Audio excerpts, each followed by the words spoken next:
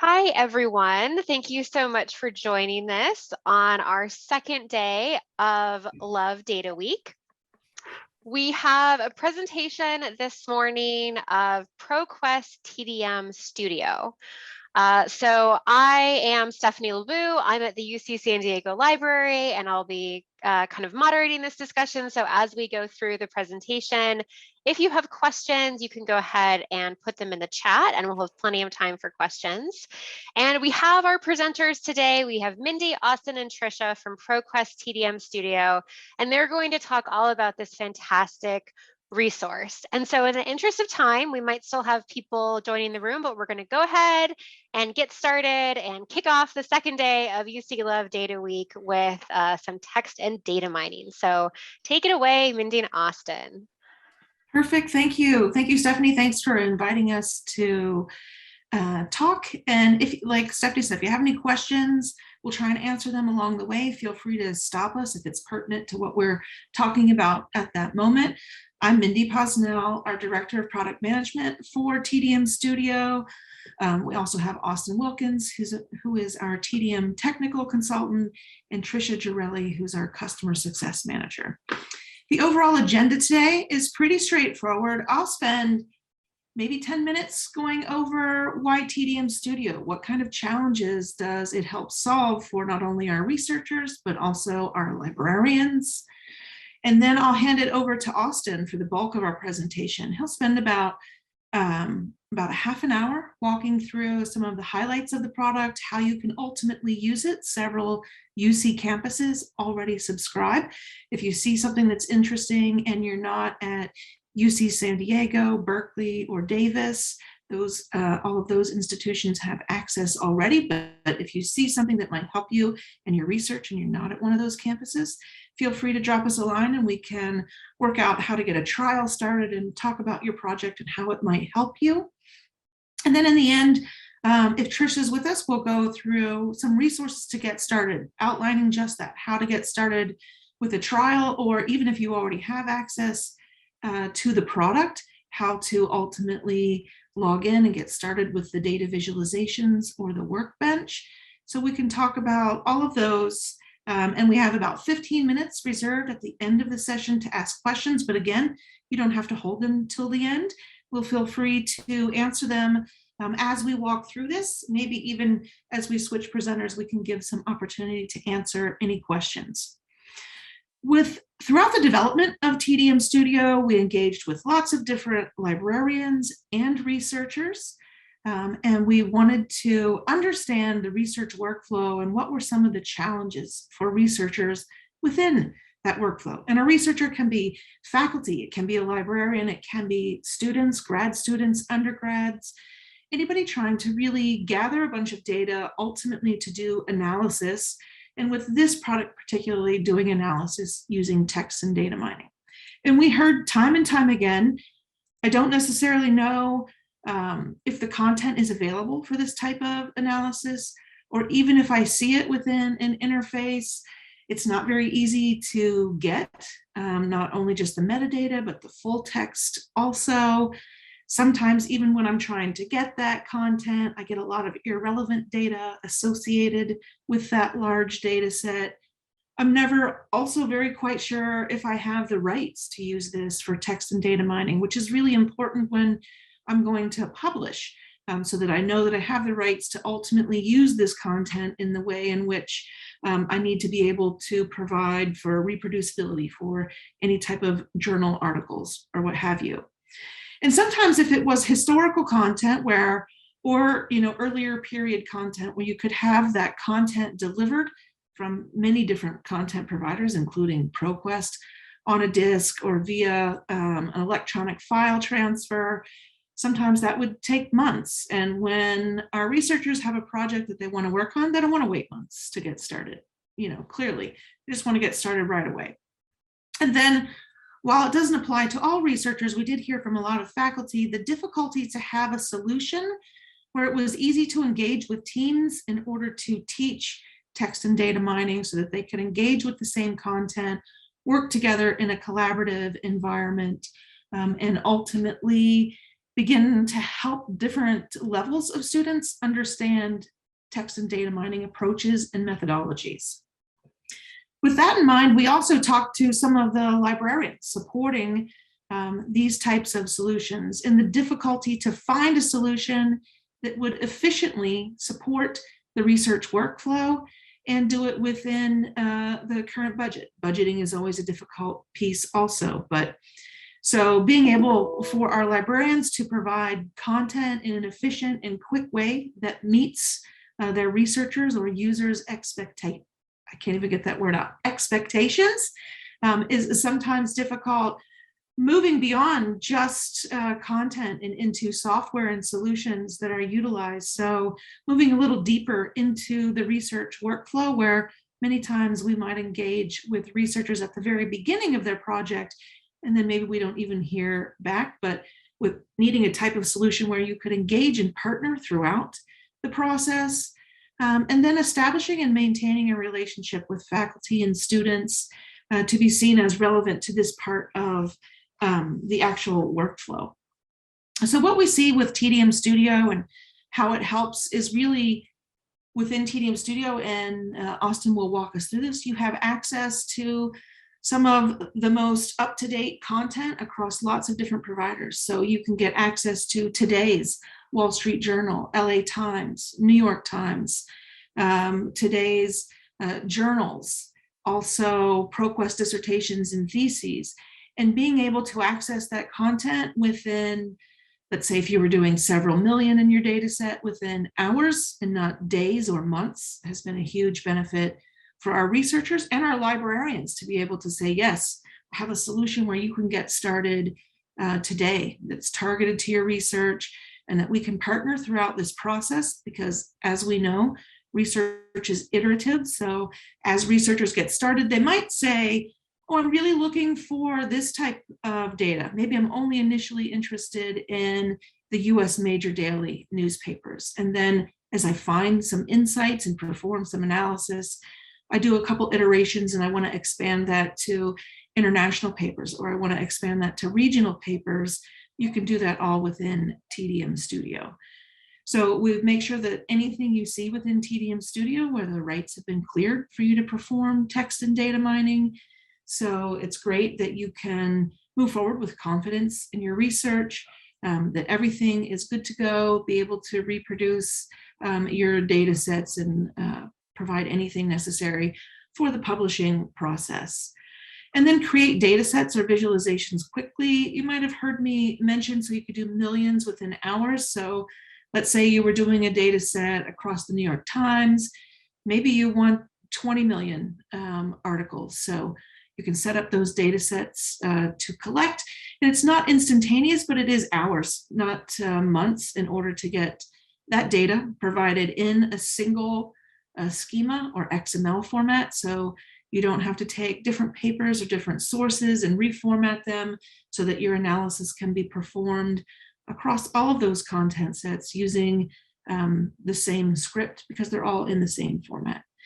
And then Austin will also walk us through a data visualization interface that we introduced to be able to introduce text and data mining concepts to those who don't know how to code, or maybe those who know how to code but aren't as familiar with some of the approaches like topic modeling or sentiment analysis or geographic analysis, where you can see it in the interface and begin to learn about some of those insights and connections of the data.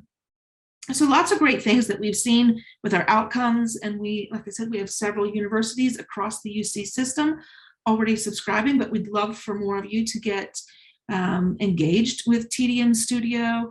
So with that, I will hand it over to Austin to really walk us through the data visualizations and the interface, where if you know how to code, you can also perform some more in-depth and have some more control over that analysis. So if you have any questions in the meantime, while we're switching presenters, please feel free to drop them in the chat and we will try and answer them here in the transition.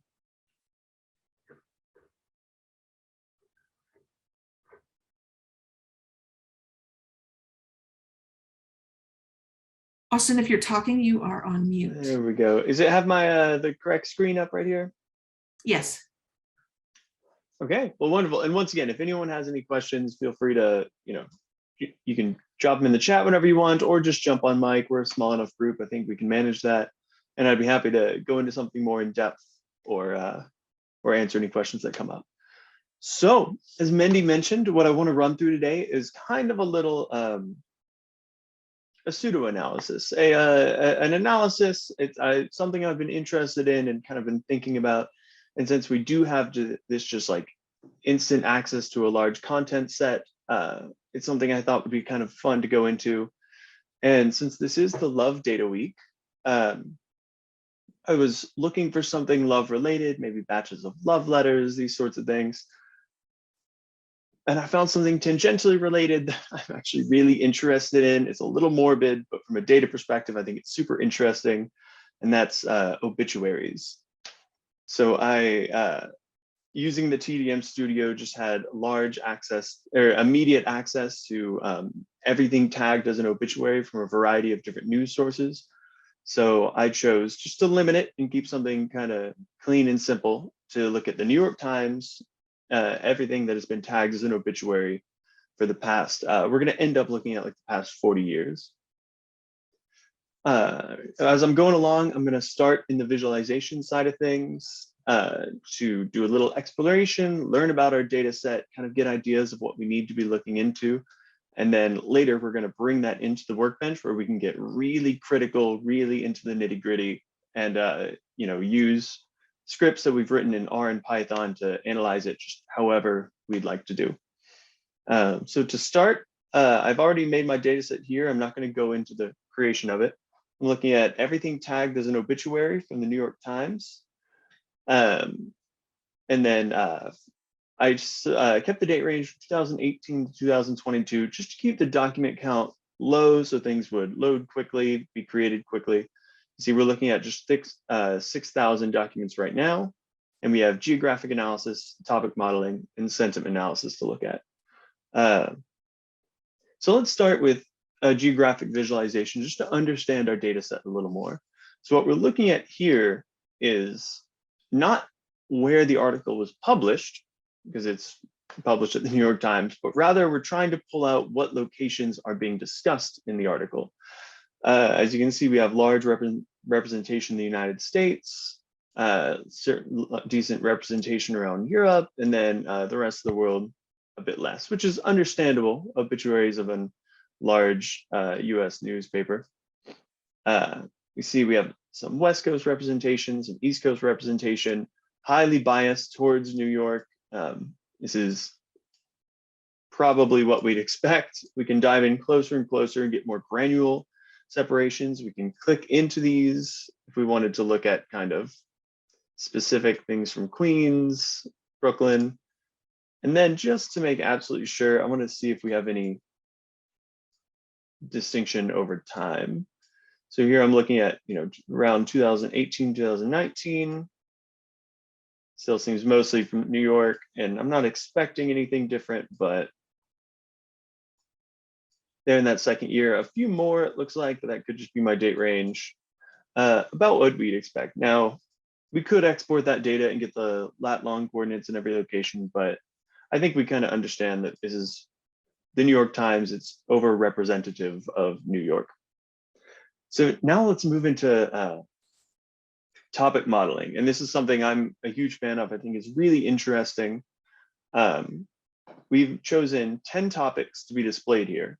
What that means is that this algorithm is going to go through every document we have here, every obituary, and try to find 10 distinct themes kind of that are being discussed based on things like word co-occurrences within the same document and such. So I like looking through here and kind of seeing what those large themes are. Looks like we have just looking at family here for topic 1, which has an interesting representation over time. We may look at that in here in a bit. Topic 2 looks like President, New York, war, possibly government related.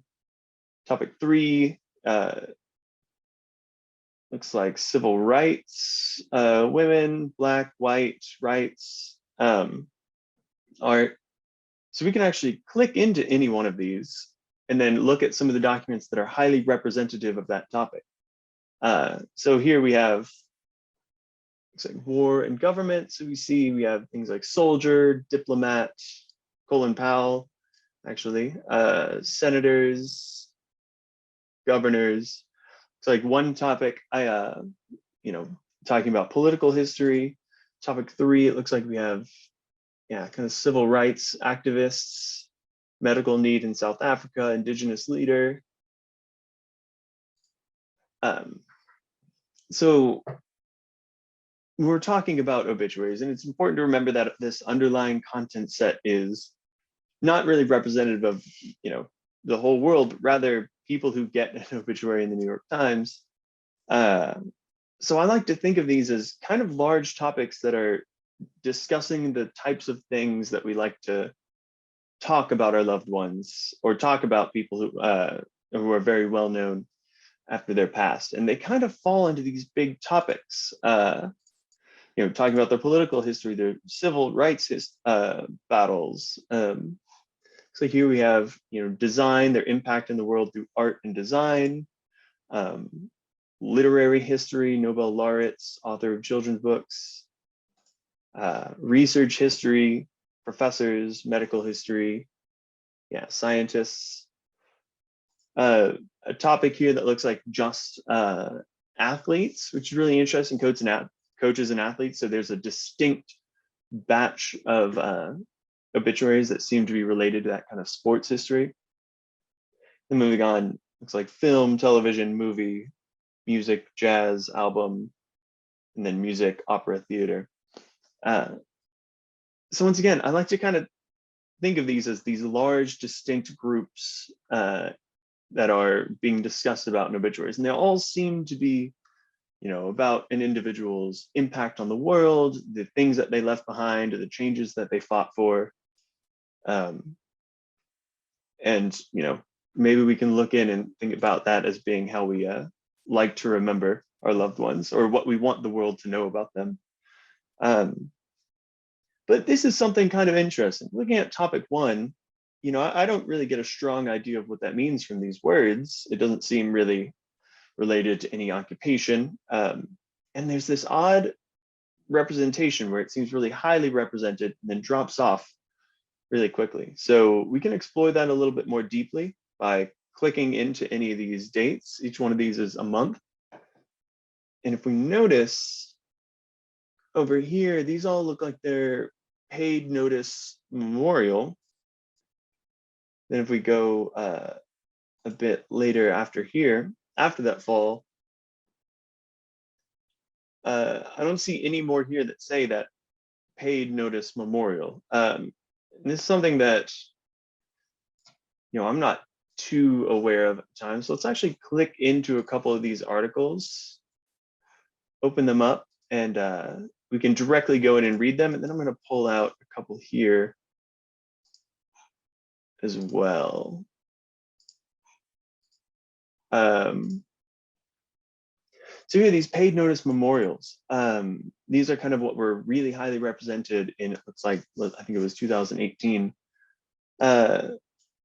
It's some short writing. What we're doing now is kind of exploring the underlying data. We see our guardian, our love, a lot of highly emotive language.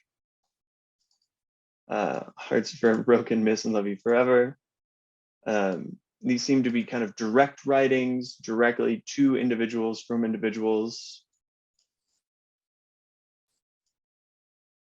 Oh man, I can't read too many of these at a time, or I might get emotional myself. And then later we see this is when those have fallen off. And these don't say paid memorial. These seem to just be kind of obituary that we'd expect. And looking, they seem to be much longer. All of this, I mean, this is much less emotive writing. It's a story of her life, whose date was stranded in the Yukon. Less direct communication. So that's something I think we might need to keep track of moving forward. Something that I wasn't aware of when I started looking at these is that it does seem to be a big difference in what is tracked as obituaries. We can change this into larger number of topics, so they'll be more granular. Looks like we can see that strong fall off here. We can actually see a really large gain right here. And I wonder if we click into a couple of these, if we'll find, these are from the coronavirus, and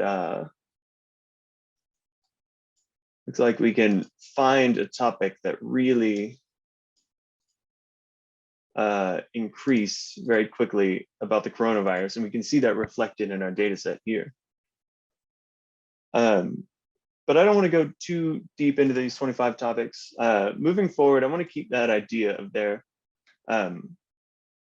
We could go through and remove all the paid notices, but right now let's keep them in. And it looks like, you know, there are these kind of big themes, big groups that we can look at moving forward. We can call them political history, civil rights work, art and design, literature, research history, sports history, and then kind of performance, music, and entertainment, being some of the large, more distinct groups that are talked about.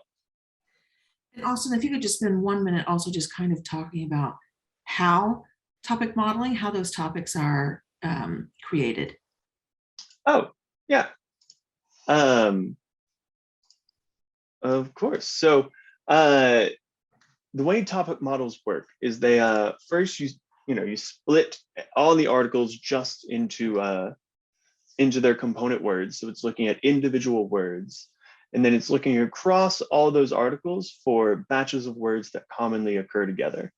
So here, for example, we can see, you know, new and York probably occur together very often. In fact, because this whole article is from the New York Times, we'll see that New York probably appear together very often in a variety of different topics.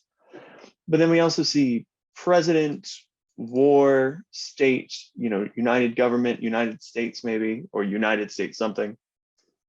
So in all of these articles that are listed as very highly representative of that topic, we can expect, you know, this batch of words will be highly likely to appear. In fact, we can look at Colin Powell's, and what are these words here? President, New York, war, United States government, you know, chief of staff, U.S. Secretary of State, top soldier, diplomat, national United Nations. So we're seeing a lot of this terminology related to that topic.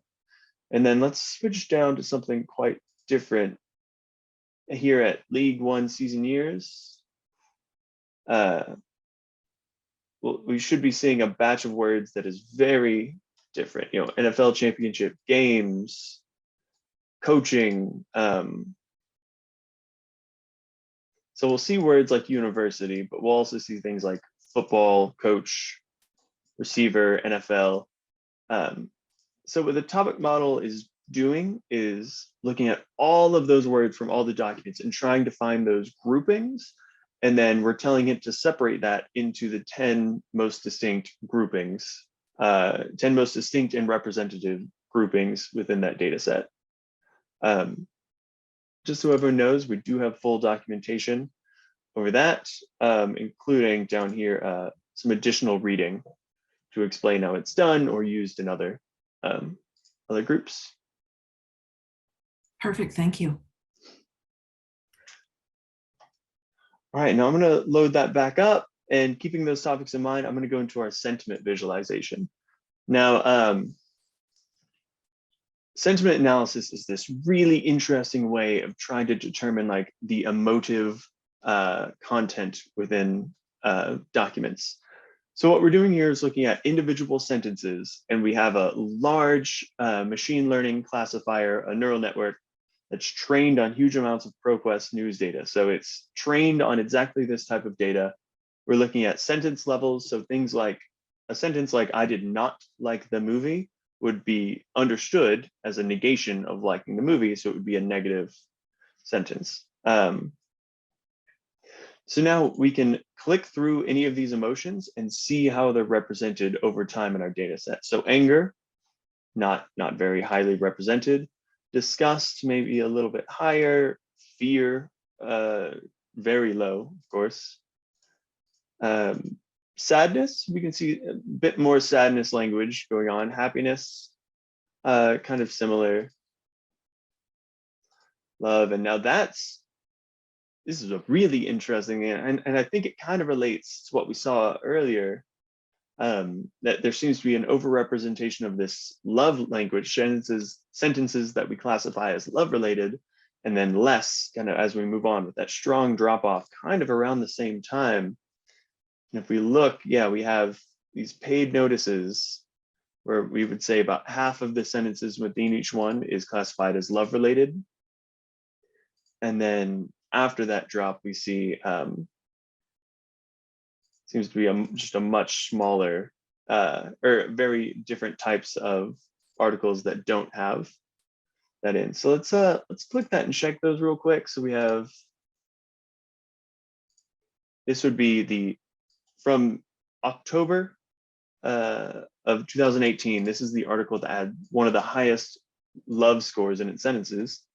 And we just see miss you, remember how special, wisdom, love. So it, I would say that is quite highly representative of love language. And we can move forward. Let me get far enough away.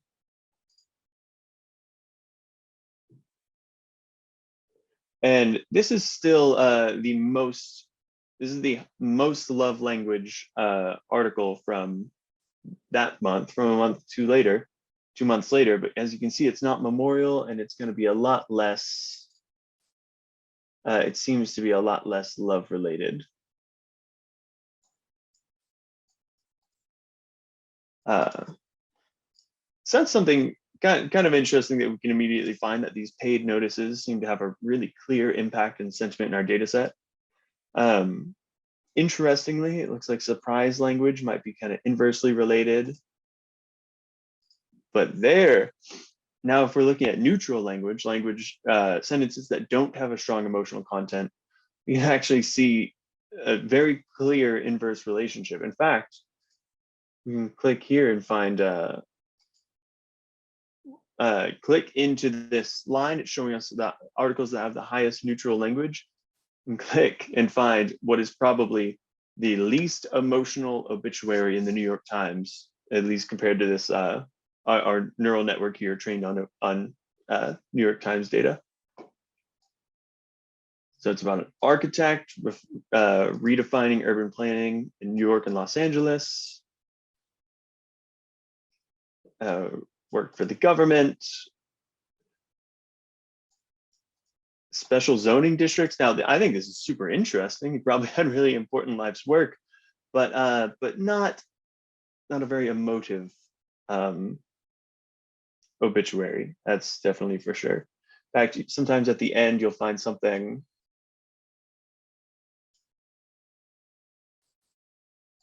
but it doesn't seem like there's really any kind of lovey language here.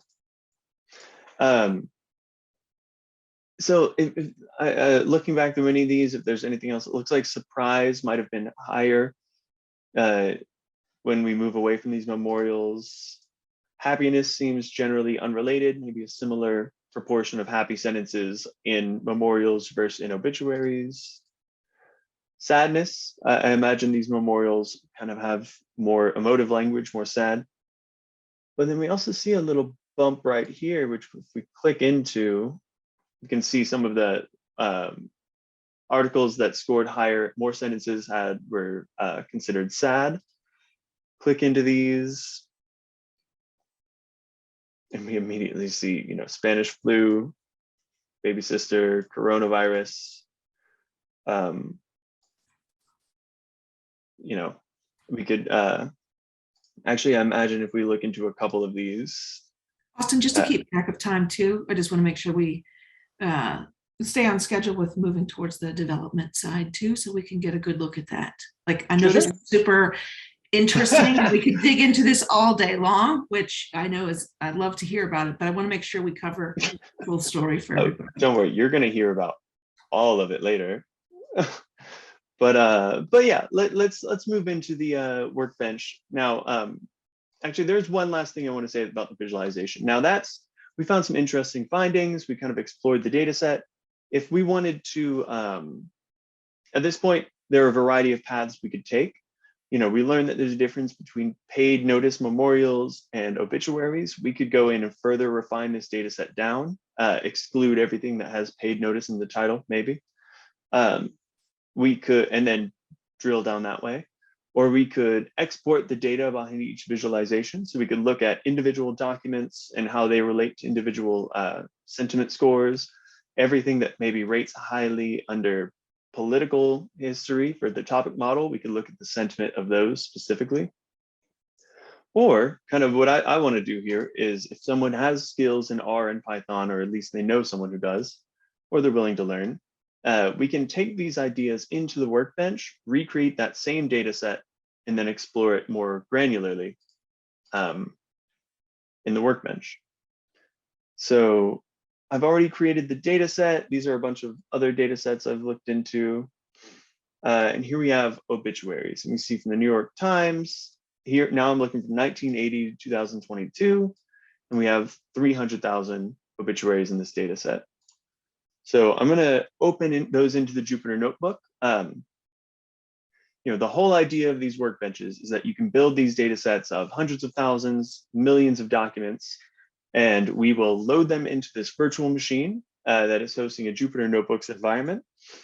And it's kind of internet restricted, but that means that once you're inside of it, researchers just have complete access to the raw text of these hundreds of thousands or millions of documents.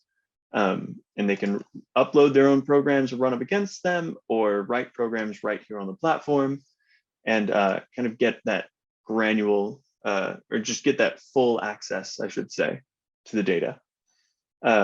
We preload a few folders in here. There's the data folder that has all of the different data sets loaded into it. Our getting started folder, which we have all of our sample scripts here, which we're going to be using here in a bit. And then our manual filled with documentation, some NLTK data, some dictionary, stop word dictionaries, some of the basic things people will need for text and data mining. And then we have some project folders that I've created myself. Now, the first thing I want to do whenever I when I'm looking at a data set, when I'm doing some sort of analysis, is really get down and critically look at the data. And I'm going to do this straight from the terminal just because that's where I feel comfortable. You can do this other ways, but this is just how I like to do it. And we can kind of get a good understanding of our data. So I just moved into that obituaries folder that I created. Here's one of the XML documents which there are about 300,000. And I'm going to open that up in Vim just to look at it. And we won't spend a lot of time on this. I think it's so important to understand what the underlying data looks like. Every one of the 300 documents is going to look pretty much the same as this. And this is just kind of showing us what we can use for our later analysis. We have a GeoID, it looks like an identification number. Here are those subjects, obituary. That's probably how these got in the data set. It's having obituary here. We have a title, which has a name and an age in it. That might be interesting, trying to pull out age from the titles. Publishing date, copyright information, page, maybe looking at, if certain things are overrepresented on front page versus later pages. Let's see if we have anything else interesting here. Authorship, we're not really sure how obituaries become authored. Looks like here we have an abstract, which looking through, it talks a little bit about the history. It's kind of a short blurb. And then moving down a little further, we should have, just the full text. So we're going to be stripping out all this full text. It looks like it's in HTML content as a variety of names, places, just general things that he did, about 1,000 words. Okay, and it looks like some publishing information. So that's just showed me a little bit about the things that we can work with later. I just think it's always so important. And then let's, instead of writing any code, let's just see what we can pull out directly from the sample scripts. So here in our sample scripts, we have, things to convert those XML documents into data frames. I definitely would want one of those. Displaying document counts, very important. Creating a document term matrix so we can do word counts, seems nice. And then just because we did topic modeling, I think we're gonna keep the topic modeling and do it here on the larger data set. So I took all of those and copied them into this obituaries folder. And I just want to click through real quick to show kind of what's capable and what was done in this pseudo analysis with just a very small amount of coding. So first, this convert to data frame is a good example of all of these sample scripts, and make this a little bit larger for us. These are all pre-written. All I did was say I wanted choose the data set that I wanted to look into. I actually did pull a little bit extra. I took that sample script and I altered it a little bit to my needs. I wanted to look at what was in that other tag that showed obituary earlier. So I pulled that out as well, and it just quickly created a nice clean data frame for me to work with. Save that to a CSV. I ended up writing maybe 3 or 4, altering just a few lines of code to make sure that we got this publisher column here. To be completely honest, I actually copied that from another sample script. I didn't write that either. And so now we just have a CSV file to work with, which we can see saved down here. Then we might want to look at the document counts, explore that data a little further. Same thing, all we have to do is replace the named data set here. I didn't want to have to write code I don't need to. It went through, parsed out that data set, and then produced here a little data set for us, which we can plot into a histogram. I didn't alter much anything here. I think I chose the number of bins because it's a 41-year data set. And we can see just the documents spread out over time. And as we can see, what is that, a 95, 96? Looks like in 96, there's a pretty large jump and a pretty big drop again, 15, probably 17, 18. That might actually be that paid memorial drop that we looked at earlier. And we can verify that by looking at what we pulled out in that publisher tab. Now, something I don't understand that I'd like to look into, there's one article labeled as both a biography and an obituary, and then one article as a commentary and an obituary. So that's something to look into. For things just labeled as obituaries, looks like there was a little hump in the 90s and then some extreme jump in, what is that, 17 and 18. That's very interesting.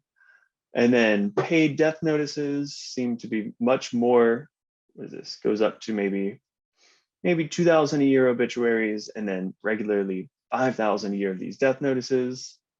A couple hundred of these memorial notices per year, but they both dropped off around 2016. So that's just to get an understanding of it, but I am really interested in this jump in 2016 and 17, and that since we're looking directly at the underlying data, just the last thing I want to cover here is that I'm more comfortable in R, so I brought it open in R and was able to pull in that data, look at it and kind of analyze it right here, get the numbers of obituaries versus paid death notices. Only 64,000 obituaries in this data set. I still think that's a pretty good amount. But since I just wanted to look at that, I started subsetting away and just looking at the obituaries. We see that really high jump. And I just, at this point, I'm going to be completely honest, I just want to know what that is. I want to know what's going on in the New York Times. And since we have access to the direct underlying data, I mean, we can look at it however we want. Here we're looking at the average article length over time. We see whatever is happening that 2 years, it's much shorter articles. So here we can just dive in directly to that, those years, and see once again, just for those 2 years on a monthly level, much shorter articles. This is the number of documents per month. So whatever happens for 2016, 2017, much higher articles, much shorter word counts, or I think I did character counts actually.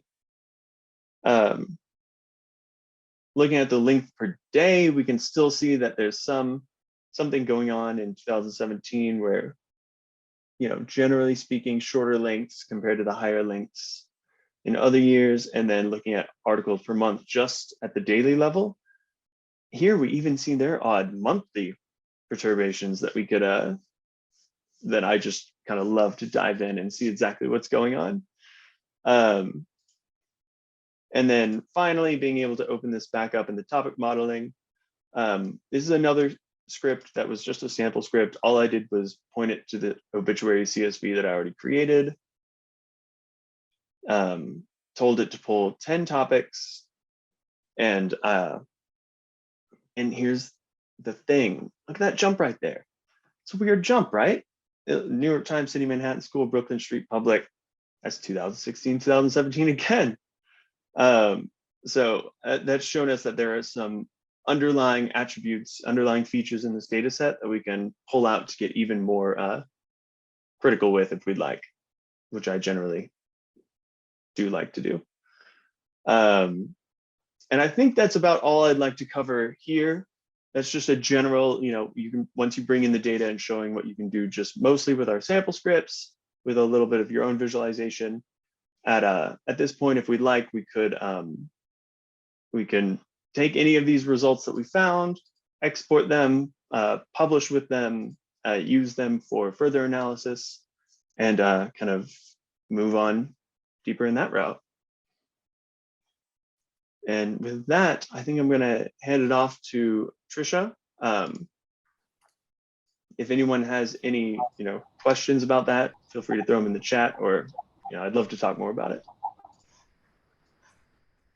Perfect. Thank you, Austin. I have a bit of an echo, but I will hand it over to Trisha to walk us through these last few slides, and then we have plenty of time for questions. Great. Thank you, Mindy. Just wanted to talk to you all about the TDM support team.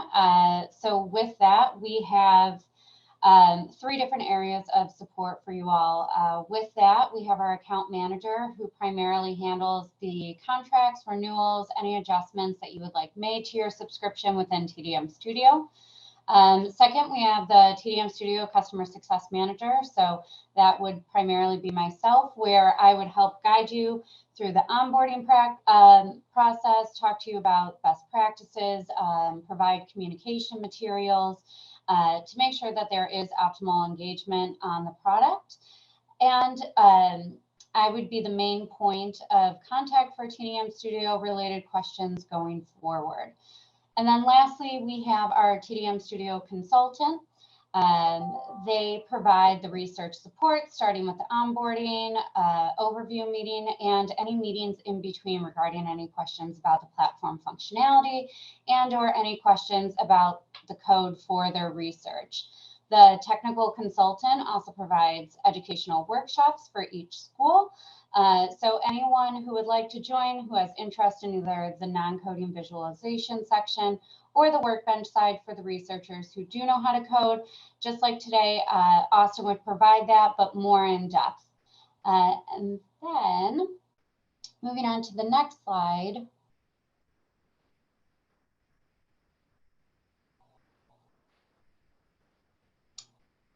We have 2 different types. So if you already subscribe to TDM Studio, you can register to access the data visualization at tdmstudio.proquest.com.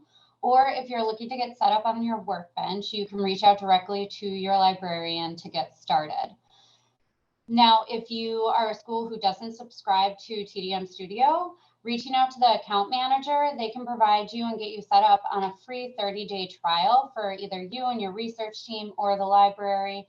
We really hope that anyone who comes for the Workbench trial has a research topic in mind, so they can really get in there and utilize the product to the fullest. And then at the bottom, there are different points of contact that you can reach out depending on your questions and needs. So with that, we can open up the floor for any questions that anyone has, either regarding the platform or anything like that. Thank you.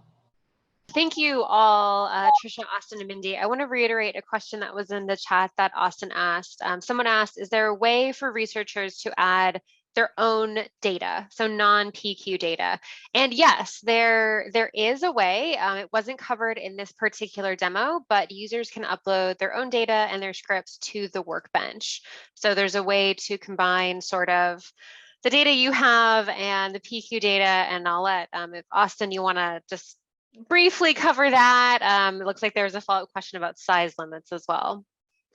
Yeah, so just yes, that's possible.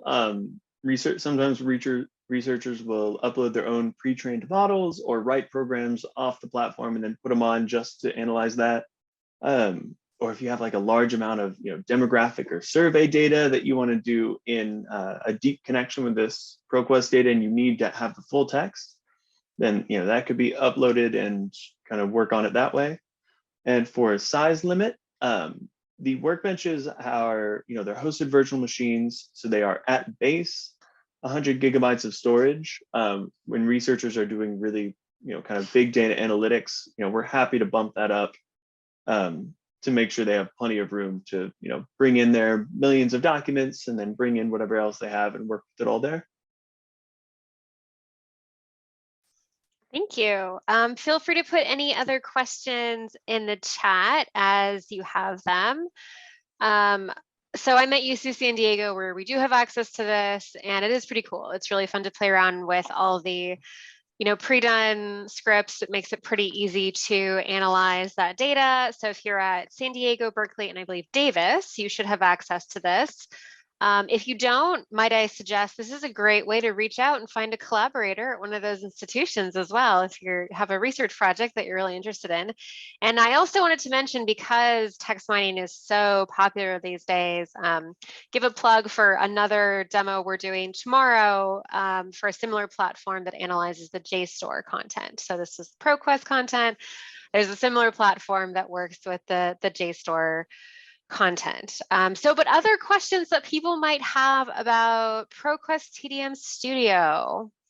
I'll pause. I'm sort of just filling time as people might want to put something into the chat. Yes, Austin.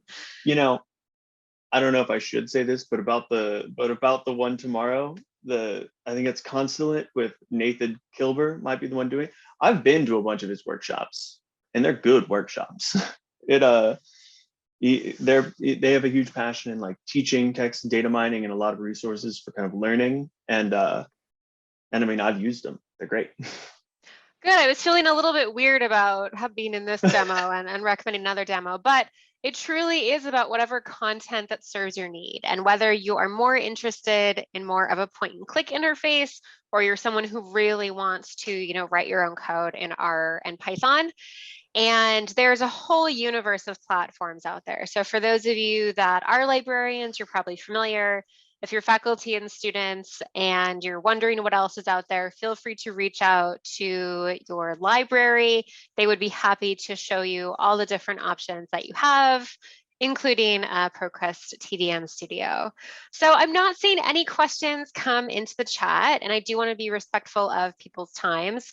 Thank you so much for joining us to kick off the second day of UC Love Data Week. Thank you, Mindy, Austin, and Tricia for joining us for the second year in a row. Much appreciated. And I hope this was informative for everyone. And again, on your individual UC campuses, feel free to reach out to your librarians for more information.